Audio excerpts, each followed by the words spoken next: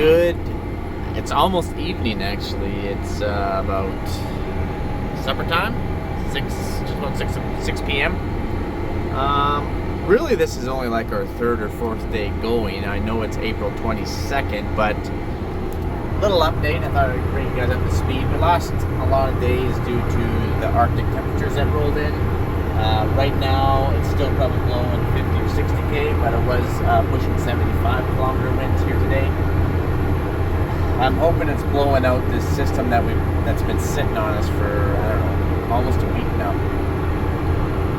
During that time, Donovan and I, we were running back and forth between the North Farm and South Farm, trying to tie up loose ends. They actually got some snow up there, between 4 and 6 inches of wet snow. In fact, even Swift Current got snow. That even just like 40 miles north of us got snow. Basically, everybody got snow in the province, to my knowledge, other than us. This little wee southwest corner. So that sucks because it's just been blowing cold. It's windy. Didn't get any moisture out of it. Didn't get any rain. And this wind has dried off the top inch, almost inch and a half. So we've been lowering the depth of the drills deeper. I'm currently seating at 1.5 inches right now. We are still getting it in the moisture. This mustard stubble that I'm seeding in right now, we're right by the farm, as you can see. It retained a little bit more moisture because it caught a little bit more snow. But we were out in chickpea and lentil stubble, and that was brutal. Like, we were pulling out great big chunks. See if I can throw a couple pictures up here so you guys can see what I'm talking about. Half the time I say that and I always forget to throw the pictures up when I'm editing. But anyways, it was not good seeding conditions. Nearly just dried powder for seeding into. So that's a little discouraging because we've been in 3 catastrophic droughts. That's not really what. Now, we've never lost a crop in April, and we've never lost a crop in May, but we are definitely lacking subsoil moisture. We didn't really have much snow this winter, and definitely going to need a lot of rain. Now let's compare this spring from last spring. Last spring there was more moisture on the ground. We had more snow last year. In fact, we were running quite a stuck tally, which reminds me, I completely forgot to tally that up from last year. I apologize about everybody. Apologize about that for all the Patreons for sure who are waiting for it. We actually left probably up to 15%, 10 to 15% of our land underwater, and we went back to seed these things afterwards. Where this year we're pretty much just going corner to corner to corner because there's no water laying around. It's a lot drier spring this year, which isn't super encouraging. But it is what it is. Now, we're still seeding Durum. Donovan and I, we broke up into 3 different teams. Donovan and I seeding, I think it's Brian and Rickle seeding, and then I think it's Terry and his oldest son Wyatt seeding. I think Brian and Rick are going to jog north here pretty soon. North is into the farthest northern tip of our south farm. And I think Terry and Wyatt, they're going to head way west. And Dom and I, we're just kind of sticking close to the farm, and we're actually going to head east. I got to make a corner here.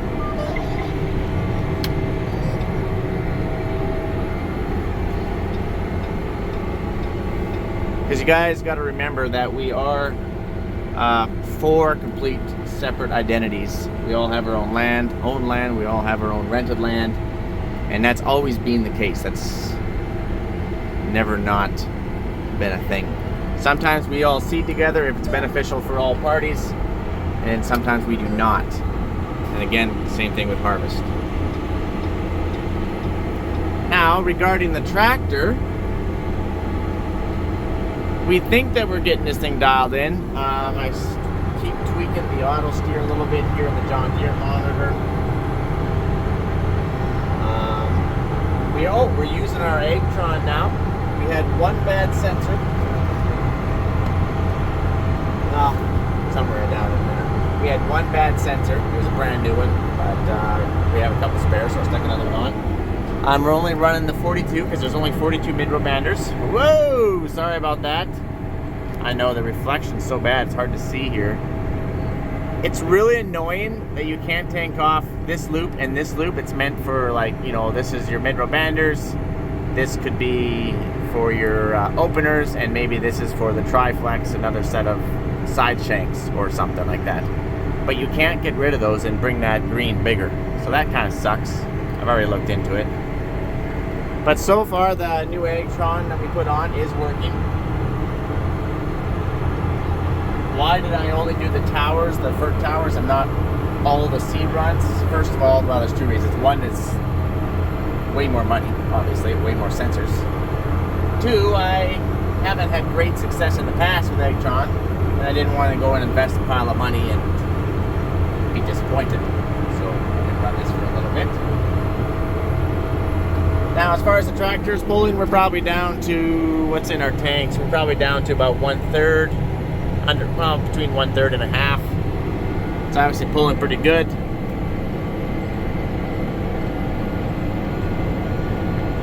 So at the start of the season, we lowered the air pressure to, I believe it was 14 on the front, 12 psi on the back.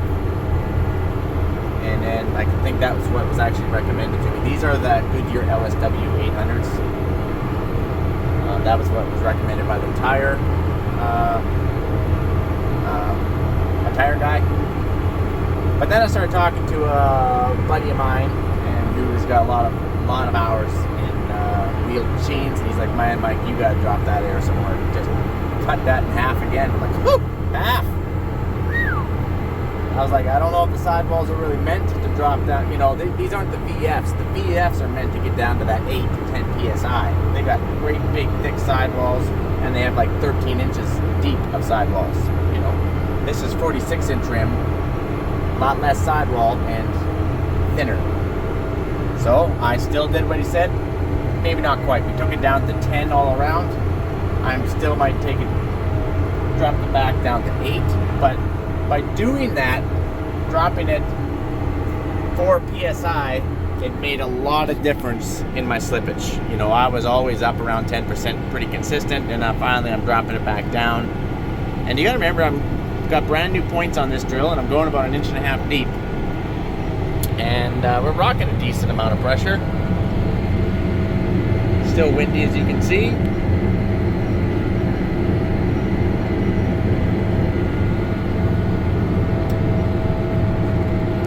And it rides like big marshmallows. I love it. I love the ride. So far, so good. Donovan, he's on the other drill. He's pretty dang happy with it so far.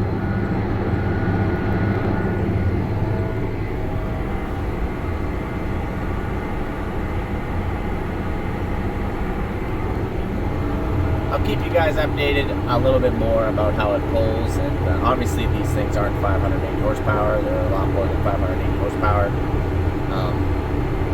But I'll keep you guys updated. We really haven't got to any hills. It's pretty. This is a pretty flat field, so that's Ashton.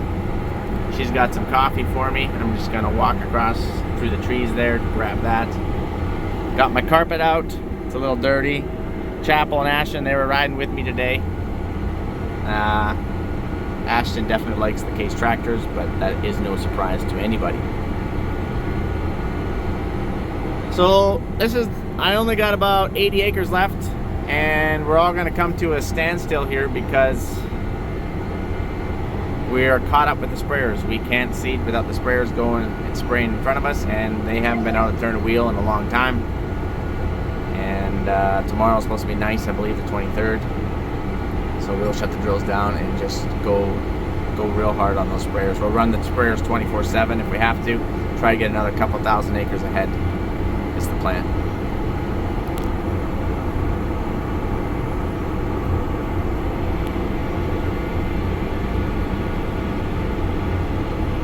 Right by the farm.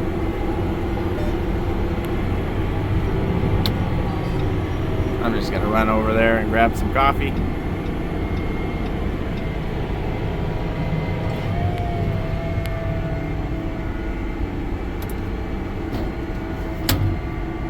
Okay. There we go. I just got turned around. Got my coffee. try to be quiet here for a few.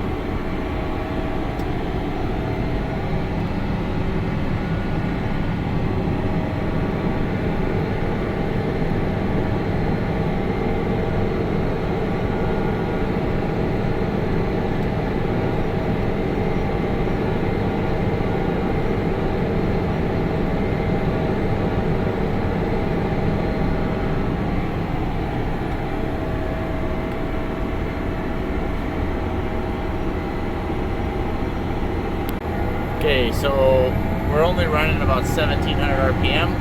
Okay, throttle's wide open, but I have our RPMs capped. I also have this thing in auto shift, so I set my speed at around 5 miles an hour, and then I held my phone right here like I always do in every tractor for 30 seconds, and I measured the sound level, the dBs, and I don't remember what the 1167 is without going back through YouTube videos, or the John Deere without going back through YouTube videos.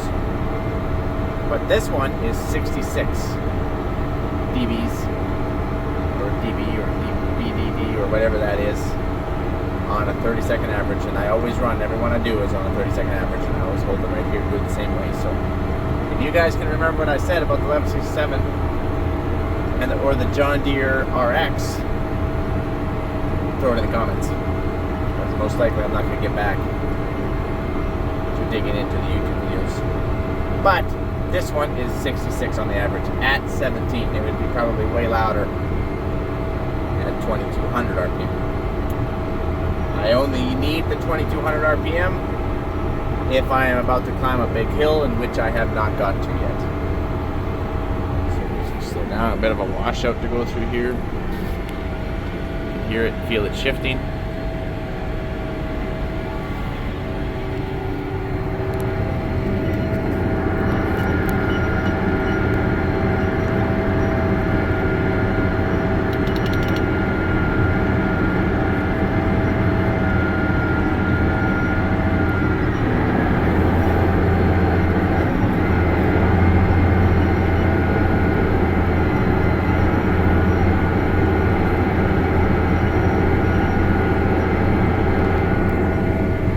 Alright guys, I'm gonna let you go. I'm gonna sit back, enjoy the last little bit of my field here, which I'm nearly done. And then I guess we are gonna prep the sprayers. If they're not already prepped, I think they already are. And get ready to do some spraying. Alright, I'll catch you guys on the flipper. And we're just nicely getting going in the seeding. So stay tuned for a lot more videos. Talk to you later.